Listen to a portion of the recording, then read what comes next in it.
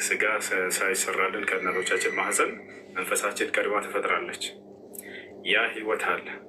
እርሱም ከመቼ ጀምሮ ነው መኖር የጀመርነው ታዲያ ከተባለ አዳም ከተፈጠረበት ጊዜ አንስቶ ማስረጃ ቃለ ስብሓነሁ ወተዓላ ፊ ሱረት አልአዕራፍ ወኢዝ አኸዘ ረቡከ ሚን በኒ አደመ ሚን ዙሁሪሂም ዙርየተሁም ወአሽሀደሁም ዐላ አንፉሲሂም አለስቱ ቢረቢኩም ቃሉ በላ ሸሂድና አን ተቁሉ የውመ ልቅያመቲ ኢና ኩና ዐን ሃዛ ጋፊሊን። አምላክ አላህ በቁርአን ላይ ይናገራል፣ ነብዩ ሰለላሁ ዐለይሂ ወሰለም ሐዲስ ላይ ይናገራሉ። አላህ መጀመሪያ አዳምን በፈጠረው ጊዜ ከእርሱ ዘሮቹንም እስከ ትንሣኤ ቀን የሚፈጠሩትን ሁሉ ነፍሶቹን አወጣሉ ነብዩ ሰለላሁ ዐለይሂ ወሰለም። የዛኔም አላህ አናገራቸው። የዛኔ በመንፈስ በምንኖር ጊዜ ጌታችን አምላካችን አላህ አናግሮን ነበር። ሁላችንንም አውቆመና እኔ ጌታችሁ አይደለሁም ምን? አዎ በእውነትም ጌታችን ነህ ብላችሁ ሁላችሁም መስክራችኋል እያለ ይነግረናል በሱረቱል አዕራፍ ላይ። ለዚያ ነው ሰው ከእናቱ ማህፀን ከመወለዱ በፊት ቀድሞ ሙስሊም ነበር የምንለው። ከስጋ በላይ የመንፈስ ማንነት እንደውም ታላቅ ነችና እርሷ ቀድማ በአምላክ የምታምን ሁና ተፈጥራለች። አንደኛ በመንፈስ የምንኖረው የነበረው ህይወት ነው። ሁለተኛ በእናቶቻችን ማህፀን ውስጥ የምንኖረው ህይወት እርሱ ሁለተኛው ነው። እርሱ ደግሞ እስከ 9 ወር ድረስ ከዚያም ሊያንስ ሊገዛም ይችላል። ያ ሁለተኛው ዓለማችን ነው። ሁለተኛው ዓለም እርሱ ነው። ሶስተኛው ዓለም በዚህ ዓለም ላይ መጥተን አሁን እየኖርን ያለንበት ዓለም ነው። አራተኛው ዓለም ከሞት በኋላ የቀብር ህይወት ነው እስከ ትንሣኤ ቀን ድረስ። ወሚን ወራኢህም በርዘኹን ኢላ የውም ዩብዓሱን ይላል አላህ። ሰዎችም ከሞቱ በኋላ እስከሚቀሰቀሱበት ቀን ድረስ ለትንሣኤ ቀን በቀብር ህይወት ይጠብቃቸዋል እያለ ይናገራል። አምስተኛው ህይወት ትንሣኤ ተደርጎልን ዳግም ሰዎች ከተነሱ በኋላ ከቀብራቸው ወይ ወደ ጀነት ወይ ወደ ጀሃነም የሚኖሩት ነው። ስለዚህ የሰው ልጅ 5 ህይወቶች በእርሱ ላይ ይፈራረጉበታል ማለት ነው። አሁን ወንድማችን እየጠየቀ ያለው ስለ ቀብር ህይወት ነው። ወደ ቀብር ህይወት እንሂድ። ሰው ከመሞቱ ይጀምራል። የሰው ልጅ ሊሞት በሚል ጊዜ ነፍሱን የሚያወጣው ማን ነው ከሚለው እንጀምራለን። ነፍስን የሚያወጣው ማን ነው? መለኩል መውት ነው፣ የሞት መልአክ። ማስረጃ ቃለ ስብሓነሁ ወተዓላ ፊ ሱረት ሰጅዳ ቁል የተወፋኩም መለኩል መውት ለዚ ወኪለ ቢኩም ሱመ ኢላ ረቢኩም ቱርጀዑን። አምላክ አላህ ስብሓነሁ ወተዓላ ሲናገር ምን አለ? ቁል በል ሙሐመድ የተወፋኩም ይገድላችኋል፣ መለኩል መውት የሞት መልአክ አለዚ ያ ወኪለ ቢኩም በእናንተ ህይወት ላይ ወይም ነፍስ ላይ እርሷን ከስጋችሁ እንዲለይ እንዲነጥቅ እንዲያወጣ እንዲገድል የተወከለው የሆነው መልአክ የተሾመው የሆነው መልአክ እርሱ ይገድላችኋል በላችኋል። ታዲያ እርሱ ብቻ ነው ወይ? ለእርሱ ብቻ አይደለም፣ አጋዦች ይኖሩታል። አጋዦቹ ምንድን ናቸው ከተባለ እርሱ ስራው ምንድን ነው? ቃል በቃል ቁርአን ላይ እንደተገለጸው ነፍሳችንን የማውጣት ስራ ነው። ነገር ግን የእርሱን ያንን ነፍስ ካወጣት በኋላ ከሰውነታችን ነፍሱን ተቀብለው ወደ ሰማይ የሚወስዱ የሆኑ መላእኮች አሉት አብረውት።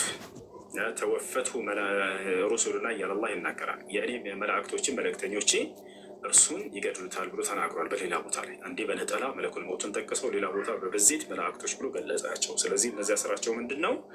አብረውት ይመጣሉ ከእርሱ ጋር። መለኩል መውት ታዲያ እንዴት ነው የሚገድለው ሰውን? ነፍሳቸው እንዴት ነው የሚያወጣው የሚለውን ኢስላም ይናገራል። ነቢዩ ሰለላሁ ዐለይሂ ወሰለም አስተማሩ። ገና ሲመጣ ጊዜ አማኝ ከሆነ ሰውየው ወደ እርሱ ይቀርባል። መላእክቶች የዛኔ ይገለጡለታል፣ ያዩታል። አላህ ቃል ማነሰው መላእክቶችን የማየት አቅም ይሰጠናል። የዛኔ አሁን ላይ አናያቸውም፣ ታውቃላችሁ። አሁን ላይ አናያቸውም። ለአንዳንድ ለነቢያቶች ግን እንዲታዩ ያደርጋል አላህ ስብሐነሁ ወተዓላ። እንዲሁም ለሰሃቦች እንዲታዩ አድርጓል፣ የነቢያት ምስክሮች የሆኑላቸው ዘንድ። የነቢዩ ሰለላሁ ዐለይሂ ወሰለም ሰሃቦች ገብርኤልን እና ሚካኤልን ያየው ሰሃባ ማን ይባላል? ማን ነው የሚመልስ? ኮሜንት ላይ እንደሚመልሱ ጥያቄ ነው። ነቢዩ ሙሐመድ ሰለላሁ ዐለይሂ ወሰለም እርሳቸው ብቻ ናቸው መልአክን ያዩት፣ ምስክር የላቸው ይላቸዋል ብዙ ጊዜ። ነገር ግን ሌላ ምስክሮች እንዳሏቸው ዛሬ ተመልከቱ። ማን ነበር ገብርኤልን እና ሚካኤልን ያየው? የሚመልስ የለም። ዑመር አይደለም። ማን ነው ያየው? መልስ ልጆች። አቡበክር አይደለም። ዑመር ትክክል። ዑመርም አይቷል። እኔ ግን የፈለግኩት በአንድ መጥቶ ያያቸውን አካል ነው።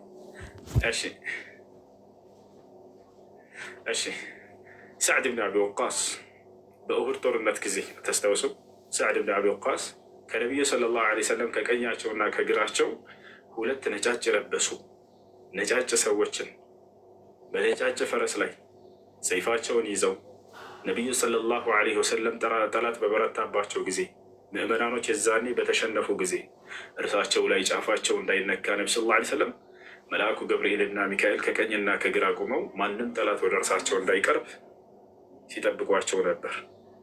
እርሳቸውን ለመጠበቅ ሳዕድ ብን አቢ ወቃስ ከፊታቸው ቀስተኛ ስለነበር ማንም እንዳይቀርባቸው ሲከላከልላቸው ከፍቅሩ የተነሳ ሳዕድ ብን አቢ ወቃስ ነቢ ስ ላ ሰለምን ተመልከቱ። ወላሂ ከፊቱ ጠላት እየመጡበት እነሱን እየተዋጋ ነቢ ስ ላ ሰለምን እየዞረ ያረጋግጥ ይሰልላቸው ነበር፣ ቼክ ያደርጋቸው ነበር። ያ ጀማ የዛኔ እየዞረ ባለበት ጊዜ አላህ ስብሐነሁ ወተዓላ ሌላ ጸጋ ሰጠው። ተመልከቱ፣ መላእክቶችን የማየትን ጸጋ ሰጠው። ወዲያው ሲዞር ከነቢ ስ ላ ሰለም ከቀኛቸውና ከግራቸው እነዚህን ተመለከተ። ከጦርነቱ በኋላ ቀጥታ ሳዕድ ብን አቢ ወቃስ በጣም ተጎድቶ ነበር። ነቢ ስ ላ ሰለም ሊጠይቁት ሊያረጋግጡት በሄዱበት ጊዜ እርሱን ሳዕድ ብን አቢ ወቃስን በጣም ተጎድቷል። ያ ጀማዓ ቀጥታ ወዲያው ይሄን ጥያቄ ነው የጠየቃቸው። አንቱ የአላህ መልእክተኛ ሆይ ቅድም ከእርሶ ፊት ሁኜ ከእርሳቸው እየተከላከልኩኝ ሳላሁኝ ወደኋላ ዘወር ስል ሁለት አካሎችን አይቻለሁኝ። ከዚህ በፊት አይተናቸውን አናውቅም፣ አሁንም አላያቸውም። ነጫጭ የለበሱ ነጫጭ ሰዎች በነጫጭ ፈረሶች ላይ ተቀምጠው ሰይፋቸውን ይዘው ወደ እርሱ ማንም የሚቀርብን ሲመክቱ ሳይ ነበር። ማናቸው እነዚህ አይንገሩኝ አላቸው። አራአይተሁ ማለት ነቢ ስ ላ ሰለም አይታቸዋል ማለት ነው አሉት። አዎ በላ ያ ረሱላላህ አይቻቸዋለሁኝ። ኢነሁማ ጅብራኢል ወሚካኤል፣ እነርሱማ ገብርኤልና ሚካኤል ናቸው፣ ጅብሪልና ሚካኤል ናቸው ብለው ነገሩት ማለት ነው። እና ስለዚህ ሰሓቦች ያዩቸው ነበር። ልክ እንዲሁ የነቢ ስ ላ ሰለም ሰሓቦች ጅብሪልን እነ ዑመር ብን ልኸጣብ ከ100,000 በላይ ሰሃቦች ቁጭ ብለው ይመለከቷቸው፣ ያዩቸው፣ ይሰሟቸው ነበር ትምህርታቸው። እና የእርሳቸው ምስክሮች ማን ናቸው? ሌላ ማን ምስክር አለ? ቁርአን ሲወርድለት ያያለ ወይ? ግብርኤልን ያላ 4 ምስክር አይደለም ያላቸው ከ100,000 በላይ ሰሃቦች። ስለዚህ ይታያሉ ማለት ነው፣ ያያቸዋል። ይሄንን ለአንዳንድ ሰሃቦች ያደርግላቸዋል ማለት ነው። ነገር ግን በምንሞት ጊዜ ሁላችንም እንደምናያቸው ቃል ተገብቷል። የአላህ ቃል በቃል በቁርአን ላይ ይናገራል።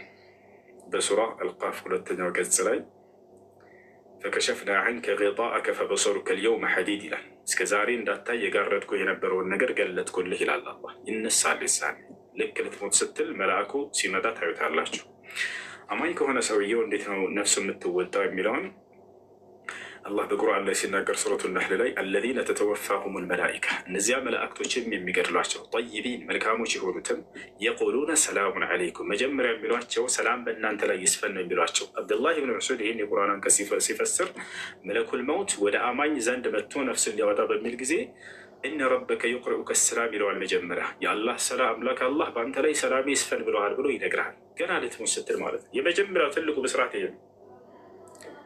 ወዲያው ሞትን እንድትናፍቅ እንዳውም ያደርግሃል። አይደለም ሞትን ልትፈራ ማለት ነው። ቶሎ ወደ ጌታ ወደ አምላክ ወደ አላህ መሄድን ትመኛለህ። ለዚህ ነው ነቢ ስ ላ ሰለም በል ረፊቅ ልአዕላ ሲሉ የነበሩት የመጨረሻ ህይወታቸው ላይ የላይኛውን የሰማይን ዓለም መገናኘት ነው የምፈልገው፣ የአምላኬን ጉርብትና ነው የምፈልገው እያሉ ይናገሩ ነበር መጨረሻ ህይወታቸው ላይ። አማኝም ልክ እንዲሁ ይህ ይገለጥለታል ማለት ነው። ስለዚህ መለኩል መውት ይመጣና ከራስ ስር ተቀምጦ ይህን ቃል ይናገራል። አሁን ልትሞት ነው ብለው ነግረው አረጋግተው ስለ ቤተሰቦች ቃል በቃል አላህ በቁርአን ላይ ይህን ይናገራል። ኢነ ለዚነ ቃሉ ረቡና አላሁ ሱመ እስተቃሙ ተተነዘሉ ዐለይሂሙል መላኢካ ይላል። እነዚያ ጌታችን አላህ ነው ብለው ያመኑ ሰዎች በምድር ላይ ከዚያም በዚያው በእምነታቸው ላይ ቀጥ ያሉ እስከ ህይወታቸው ፍጻሜ ድረስ የሞታቸው ጊዜ ሞት በሚመጣባቸው ጊዜ መላእክቶች ወደ እነርሱ ይመጣሉ አለ አላህ። መላእክቶችን ይልካቸዋል። ምን ይላቸዋል ታዲያ? ለእነዚህ ለአማኝ ሰዎች ሊሞት ላለው ሰው አላ ተኻፉ ወላ ተሕዘኑ ይሏቸዋል። አትፍሩ፣ ማነው አትፍራ፣ አትዘን ይሉታል። ወአብሽሩ ቢልጀነት ለቲ ኩንቱም ትውዓዱን፣ ያ ቃል ሲገባልህ የነበረችዋንም ጀነት አብሽር፣ ወደ እርሷ ትሄዳለህ ተብሎ ብስራቱን ወዲያው ይሰጡታል። በቃ ሙስሊም ይበሸሩ ወሁወ ፊ ዱንያ፣ እርሱ ገና በምድር ላይ ሳለ ይሄንን ብስራት ገና ይሰጠዋል። ነሕኑ አውልያኡኩም ፊል ሐያቲ ዱንያ ወፊል አኺራ ይሉታል። በዚችም በቅርቢቱም ዓለም በቀጣዩም ዓለም የአንተ ረዳት እንድንሆን አምላክ አላህ አዞናል ይሉታል። ወለኩም ፊሃ ማ ተሽተሂ አንፉስኩም ወለኩም ፊሃ ማ ተደዑን፣ ለእናንተም በገነት ውስጥ የምትፈልጉትና ያሻችሁ ሁሉ ጸጋ አለላችሁ ይሏቸዋል። ያሰላም ኑዙለን ሚን ገፉር ረሒም ይሉታል ታዲያ መላእክቶች። ይህ ሁሉ መስተንግዶ ታዲያ ከኛ ሳይሆን እጅግ በጣም መሐሪና አዛኝ ከሆነው ከአምላክህ ነው። በእርሱ በማመንህ ይህ መስተንግዶ ለአንተ ተሰናብቶልሃል ብለው ያበስሩታል። ይህ ብስራት ይመጣለታል። ወዲያው መለኩል መውት ታዲያ ሩሑን ሊያወጣ ሲል ምን ይላል? በትዕዛዝ ነው የሚያወጣት። ብዙ ሰው የሚመስለው የሆነ እንዲህ እየበረጨቀ ምናምን፣ እሱ ለአማኞች አይደለም። ነቢያችን ሰለላሁ ዐለይሂ ወሰለም ምን አሉ? ፈየቁሉ ለሃ፣ ለእርሷም ይላታል አሉ፣ አየቱሃ ሩሑ ጠይባ እኽሩጂ ኢላ ሪዷን ሚን አላሂ ወረሕመቲ፣ አንቺ መልካም የሆንሽ ነፍስ ሆይ ወደ ጌታሽ እዝነትና ወደ ጌታሽ ትሩፋት ውጪ ይላታል። ፈተኽሩጁ ሩሕ፣ ምን ቀደመይህ ኢላ ሐታ ተኽሩጀ ቢዐይኒህ አው ከማ ቃለ ነቢ ሰለላሁ ዐለይሂ ወሰለም ከእግሩ ከጫፍ እስከ ሙሉ ሰውነቱ እስክትወጣ ድረስ ትወጣለች፣ ነፍሱ ትሄዳለች። ከዚያ በኋላ እነዚያ መላእክቶች ከፈን ይዘው እጅግ በጣም በሚማርክ ሽቶ የተቀባ የሆነ